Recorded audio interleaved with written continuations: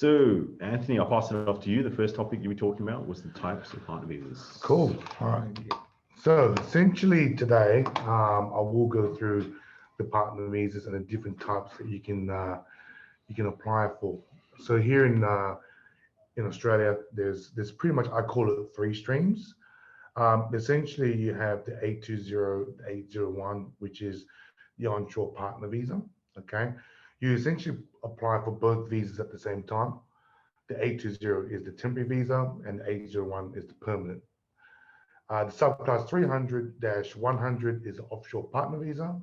So again, the 300 visa will be the temporary visa, and then the 100 becomes a permanent visa when they're here on shore as well.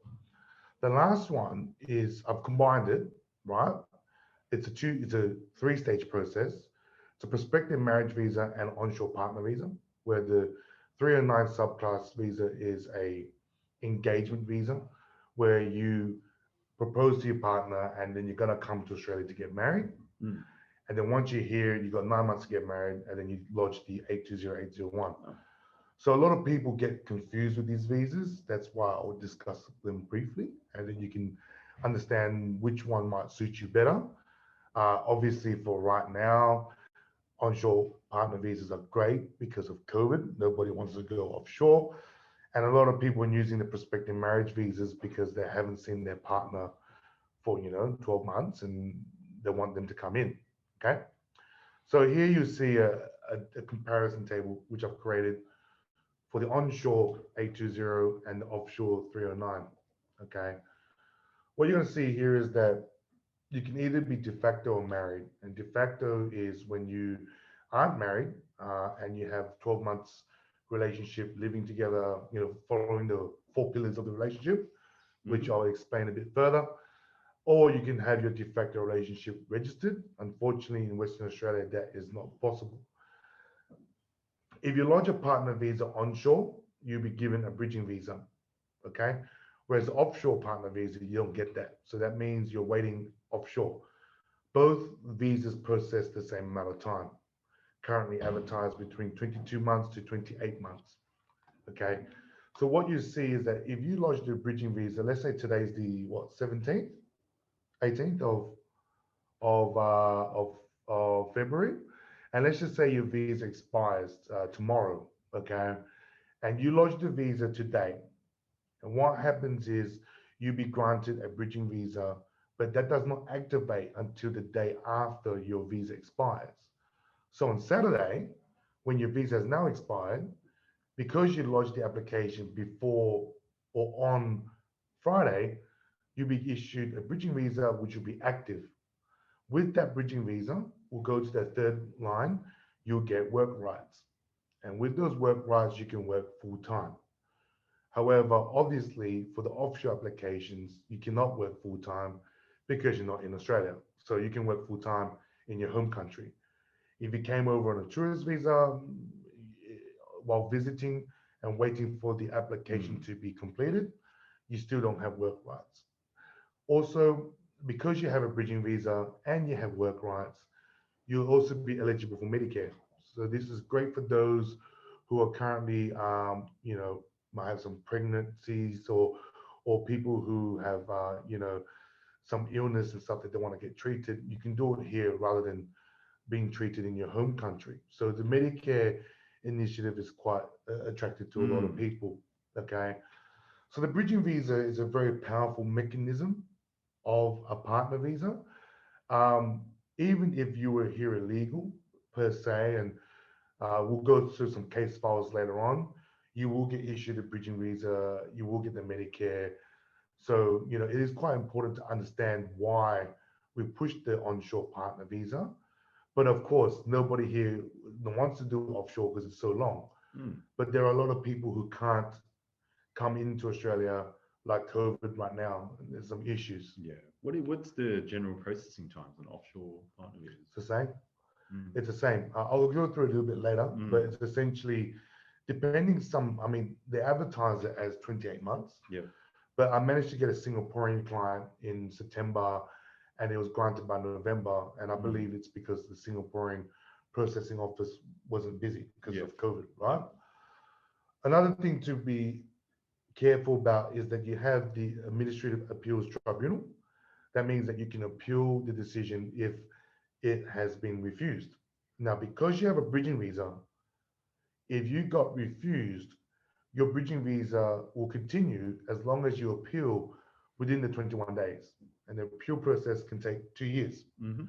Now, think about it. If you were to apply for a partner visa overseas and it gets refused, and then you have to appeal it, you're still stuck outside for the 2 years.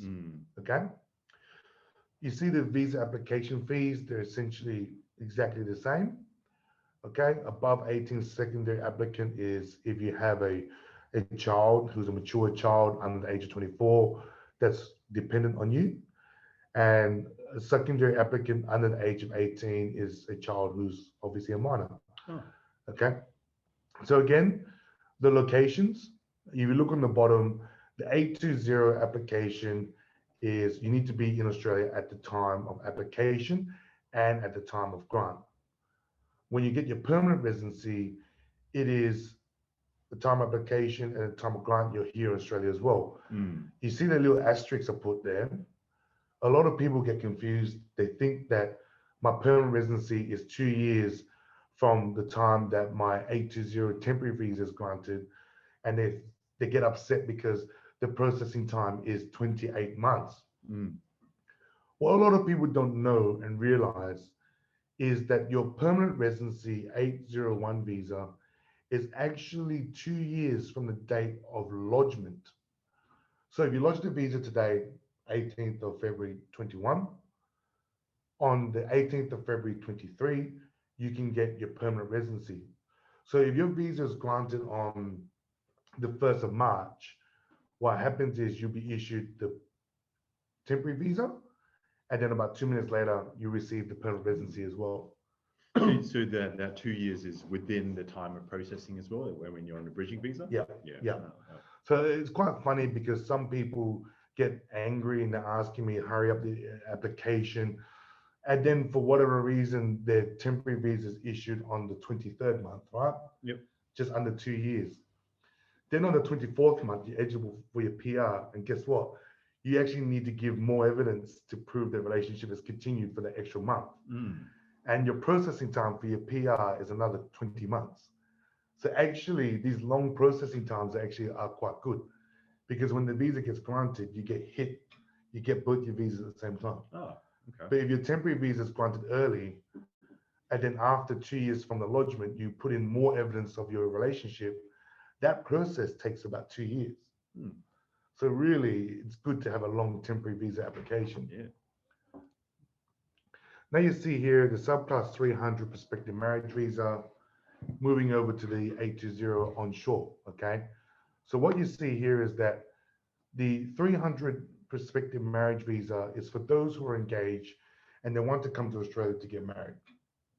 So let's just say you are engaged right now and there's COVID right now and you can't find a way in. You can try to do a prospective marriage visa and then try to get a travel exemption to come in, right? But the prospective marriage visa, from my experience, is taking about 16 months. Okay, so you might be asking me, why do you do a prospective marriage visa?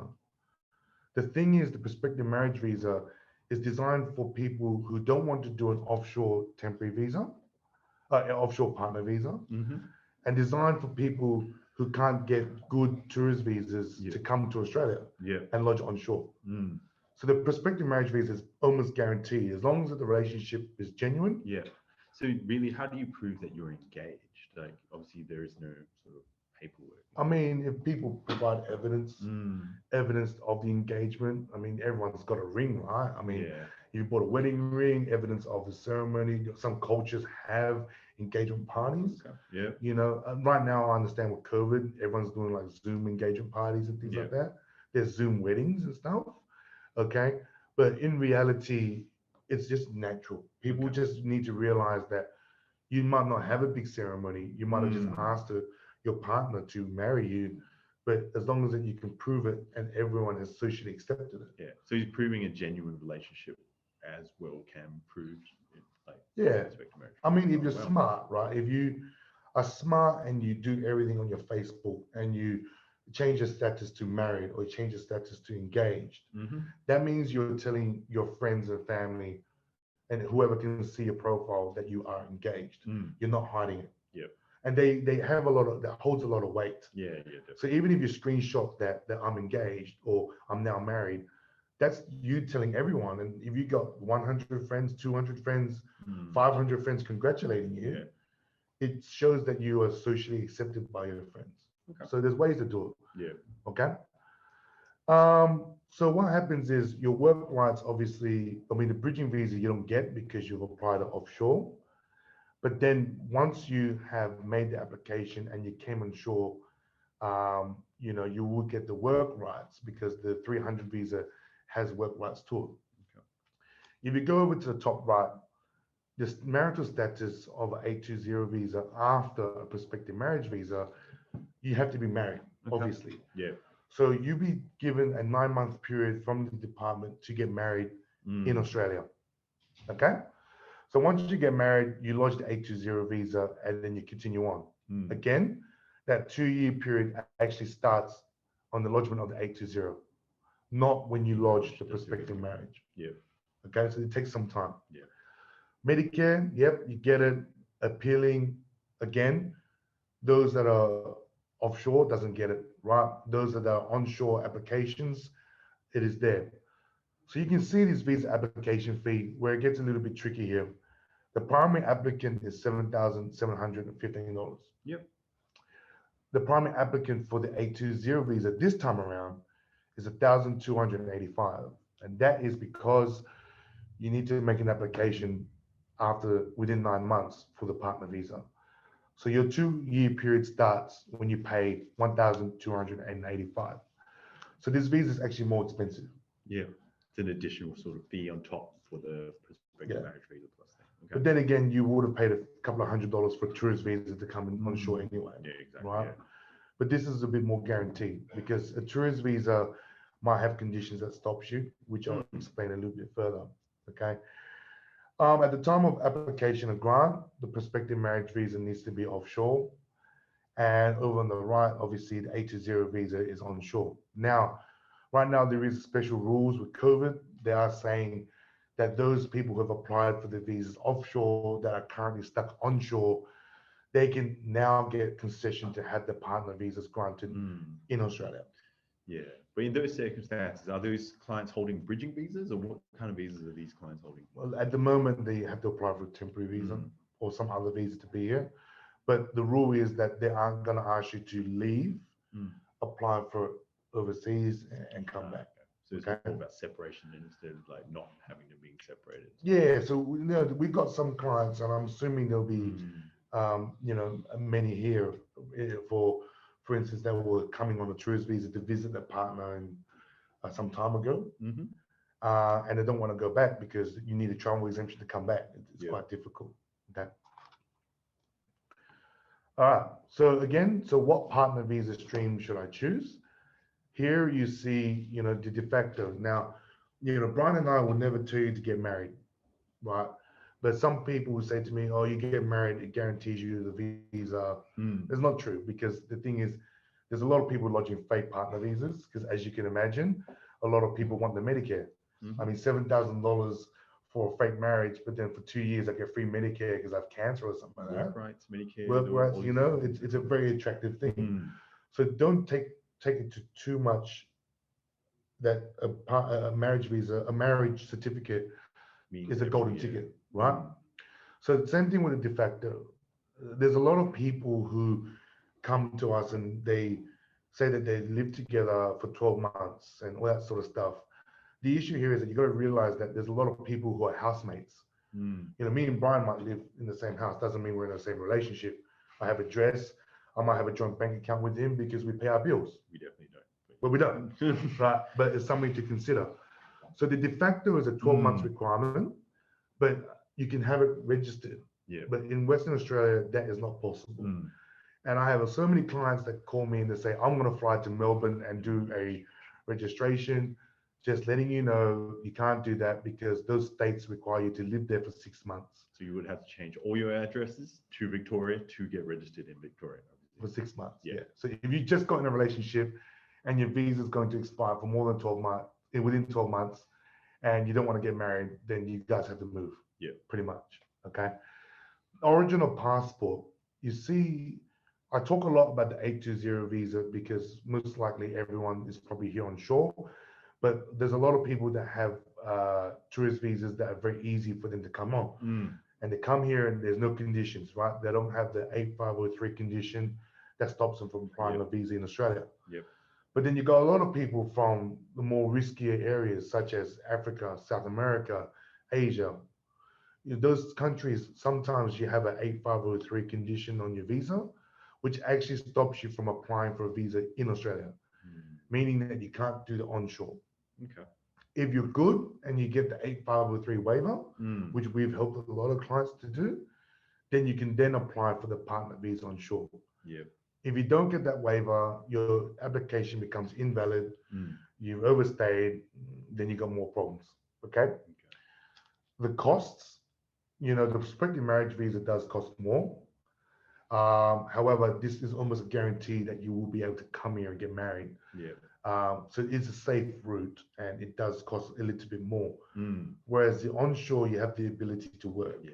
I think in the past we have had partners sort of from overseas and sort of high risk countries try to come over, and they obviously failed their tourist visas a couple of times. They have been refused a tourist visa a few times and they couldn't get across. And then in the end, finally decide maybe it's best to do the prospective marriage visa, as it seems the more sort of confirmed way for them to come over. Yeah, because there is no 8503 condition on a prospective marriage. You can imagine applying for a tourist visa 15 times and one day you get it and you have this condition anyway. And what was the point? Exactly. Okay, so processing times, pretty much all the visas are the same. The prospective marriage visa is a little bit more quicker, about 16 months, and then you come on shore and get married. So in the long term, your PR is actually longer.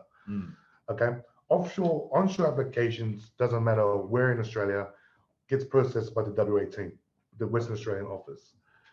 Offshore applications will be processed by a regional embassy. So let's just say most of Europe gets processed by London, most of Africa goes to Pretoria, Asia, well, there's a Vietnam office, there's a Bangkok office, there's a China office, Most Shanghai. Asian countries have a sort of office on. Correct. Yeah. Okay.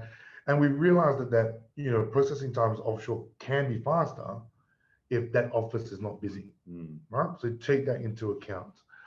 The other thing you need to realize about offshore applications is understand that these case officers might not actually know anything about Australia. Yeah. If you're saying something like, me and my partner went to Margaret River, they might not realize that it's a 4 or 5 hour drive. Yeah. Okay. So you take a picture of something and you write it up, you might want to explain a bit further that in your story, so you be smart in how you present things. Don't assume that the case officer understands, because I tell people with this all the time. You spend $7,715 for your visa, and it takes 24 months to process. And I asked them, how much time do you think that the case officer spends? Right? Exactly. A $5 million business visa is about 1 hour. A partner visa is roughly about 20 to 40 minutes. So you're literally educating these case officers with one shot. Yep. And if you don't impress them, then you got problems. So take that into consideration. I think in the past, we have obviously stated within, the relationship statement to outline the evidence as well that's related to it. So if it is a holiday, you provide the tickets, you provide the photos, and you provide the bank account and everything and receipts that come with. It sort of gives case officers a clear understanding that yes, you went on this holiday and it wasn't just a statement from this person. Yeah, that's it. And the last part's the 2-year rule that I told you about. I don't think I need to go through that again.